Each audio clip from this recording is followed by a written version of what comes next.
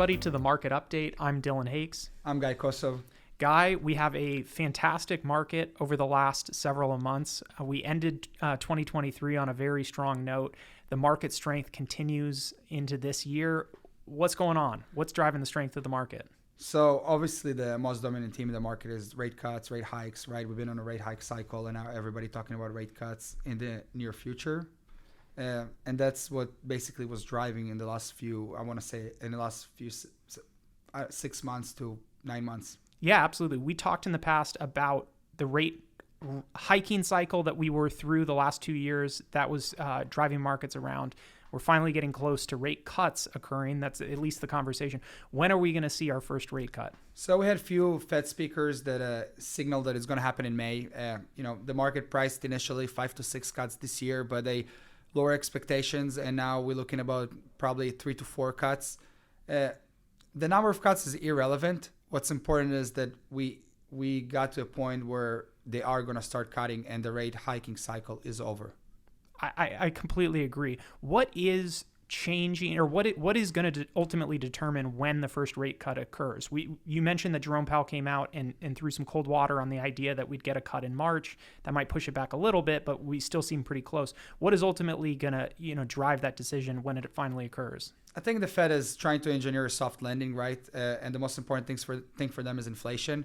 We do see inflation is decelerating pretty quickly. If you look on if you take the last 6 months and you analyze them, we are at 2%. But they want to see a more direct evidence. They want to take a little bit longer to make this decision, and they can do it because the labor market is robust and the economy is robust. So they have right now a little bit of a runway to take longer to decide when to cut and how much to cut. You mentioned the strength of the labor market. That's obviously affecting inflation. If that wasn't the case, it's kind of a double-edged sword. What is your take on the state of the economy, the state of the labor market? So the economy is obviously very robust. The labor market is very tight. I think one positive thing about the labor market is that we see the quit rates are declining. That means that going forward, employees will have less leverage in terms of wage negotiation or other benefits. And that's positive for the inflation part.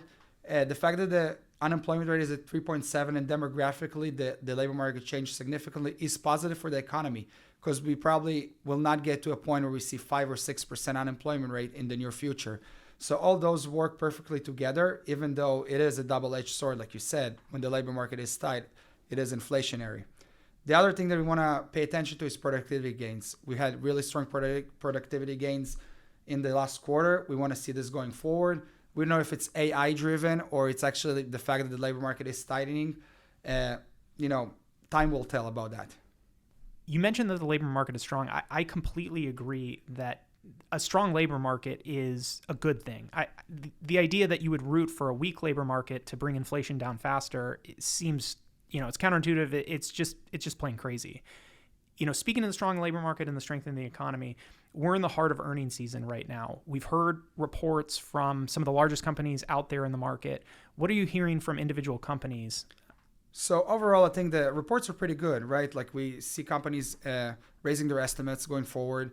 We still hear companies are also talking about layoffs, but this is part of them getting more efficient and reorganizing their organization for the future. So it's completely natural. We should also keep in mind that we had labor overstocking during the pandemic. So this is a little bit of like a hangover that we're still experiencing. I want to say overall the market, we are approaching a big milestone, right? 5,000 on the S&P 500 is a big milestone for the market. Hopefully we cross it pretty soon. And we'll see if the rally broadens from the Magnificent Seven to the rest of the market. But overall, we are very satisfied with the reports that we are getting from companies and with the future that they are projecting. AI is a big hype. Everybody talking about AI, but it's more complex than that. So I think the future is bright, and hopefully those are going to be a great decade for the equity market.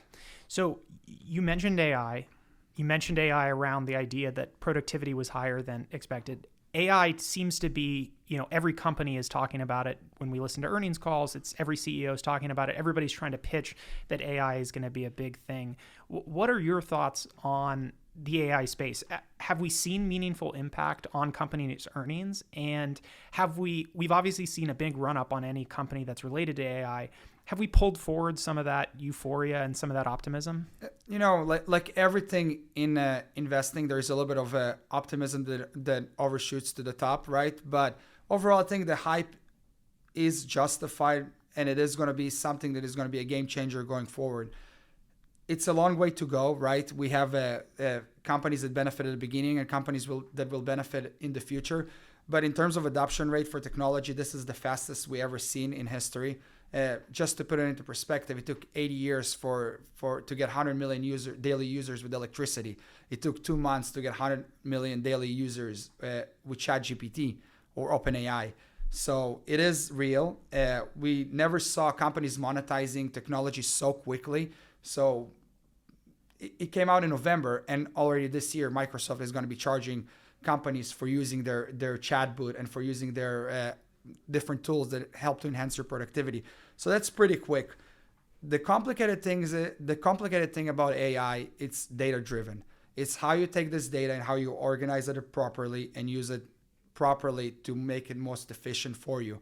And that's something that a lot of companies will have to figure out. If it's an industrial company, if it's a telecom company, they all will have to figure out, and that will take some time to do. It sounds like what you're saying, and I think I agree with you, is that AI is real, the productivity is real. It's unknown yet how fast all of this will flow through to balance sheets and productivity. It's possible that some of this hype is a little bit ahead of itself, but the story as far as that this will be impactful from individual companies and from the economy, it's a real story. It's something that we're going to be talking about for years to come. Yeah, absolutely. And it's not just like, we don't need to think about AI as just software, right? We're talking about an overall trend of electrification, right? Investment in electrification, investment in semiconductors, investment in renewable energy to support this electrification process. So there are a lot of elements that are being supported by this AI, hype that we have right now. And this is all positive. The more investment, the better the economy is going to be going forward. That we should expect productivity gains based on that. So it's all for the positive.